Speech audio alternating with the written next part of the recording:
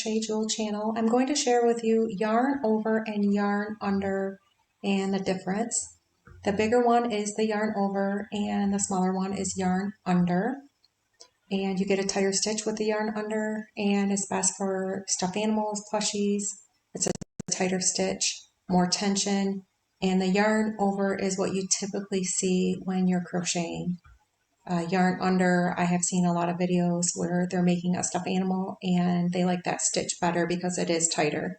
So I'm going to show you the difference with how to crochet it.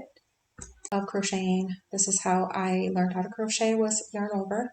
So you're going to insert your hook and you just grab that yarn by making sure it's over the hook. That's why it's a yarn over, and then yarn over to pull through your 2 loops. It's really simple and easy. It's just like a single crochet. This, you will have less tension, it will be larger, it won't be as tight. That is the difference.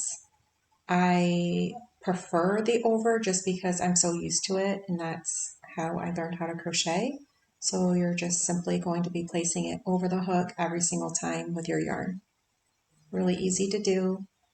And then the yarn under is just a little bit more complex, tighter, and smaller.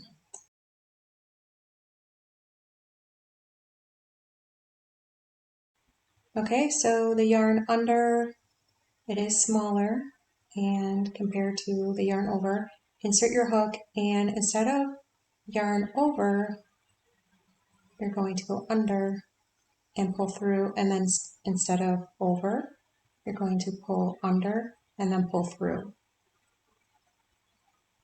And it's that easy, but you always have to make sure it goes under every single time to complete the stitch for the single crochet or even any other stitch. And there are some videos I was watching of a crocheter that does stuffed animals, and she says she prefers the yarn under because the stitch makes it to where the stuffing, you can't see it, and the stitches are closer together and tighter, and that is a lot of the reason why crocheters will do the yarn under.